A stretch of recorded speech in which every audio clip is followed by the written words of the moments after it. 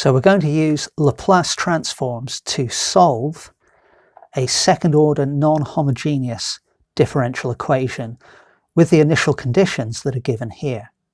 So I solved this equation in a previous video, but I didn't use Laplace transforms. So we're going to do the same thing, but in a different way. Now, most tables of Laplace transforms, they talk in terms of lowercase f being the function of time. So you'll see in the tables, little f brackets t. Now we've got t in this one, so that's okay, but the actual function is theta. So to make life easier, I personally prefer to start by saying, let theta equal f.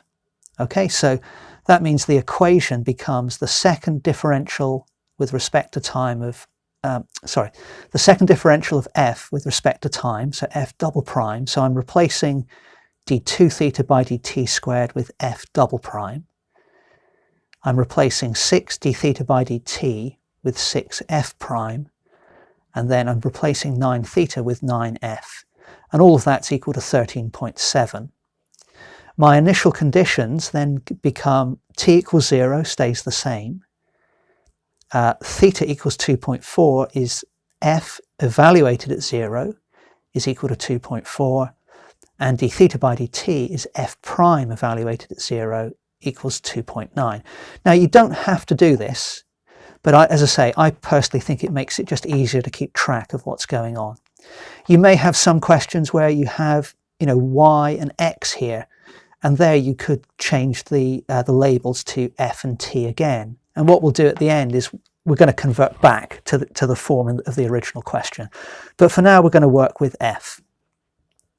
Okay, so having done this, we now do the Laplace transform. And if you look at the tables, f double prime transforms to s squared capital F minus s times lowercase f evaluated at 0 minus lowercase f differentiated evaluated at 0. And then we do 6f prime, and that goes to, again, I'm getting this from the tables, 6 times s capital F minus lowercase f evaluated at 0. 9 little f transforms to 9 capital F, and then the number transforms to the same number but divided by s. So what you do now is you put in all the values you've got here for f, little f of 0 and little f prime of 0, and that gives you this line of working here. So that's this line here. Then you collect, and I've also collected terms and taken out a factor of f, capital F. So then you basically tidy up and you get everything which isn't multiplying f onto the other side of the equals. And then you want to get all of this stuff on the right over the same denominator. So that takes me to sheet 2. So if you do that, the left-hand side has remained unchanged, but you end up with a quadratic in s, all divided by s. So now I divide through by this bracket, so I end up with this. And then this factorizes, and in this case it's a repeated root.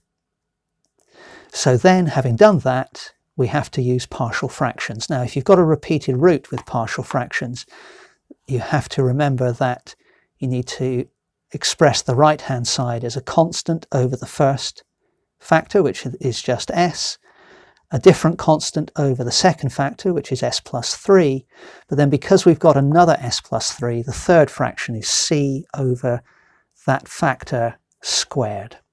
Okay, this stuff down here, I'm not going to go through in detail, but you can obviously pause the video, and basically I then multiply through by this whole denominator, which gives me this, and then you pick values of s which make it easy to work out what a, b and c are.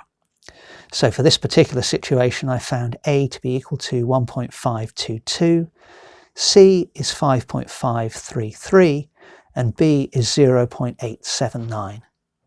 So having done all of that, we've now been able to, if we go back up here, we had f, capital F equal to this stuff.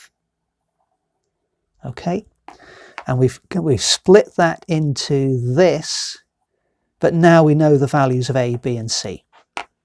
So if I go to sheet 3, okay, so capital F is now these three fractions, A, B and C, we now know the values of. And again, now we've got a kind of reverse or inverse Laplace transform, I should say. Now before you do that, it's usually easier, not always, but it's usually easier to just rewrite this as 1.522 multiplied by 1 over s, 0.879 multiplied by 1 over s plus 3, and 5.533 multiplied by 1 over s plus 3 squared. And the reason for that is you'll find this, this and this in the tables, but you won't find that in the tables. Okay, so if you do the inverse Laplace transform, you end up with this stuff. But remember, we set theta equal to f earlier. So our final solution, we've got to reverse that process. So in other words, wherever we see an f, we've got to write theta. So our final solution is this, which is what we found using the conventional auxiliary equation technique.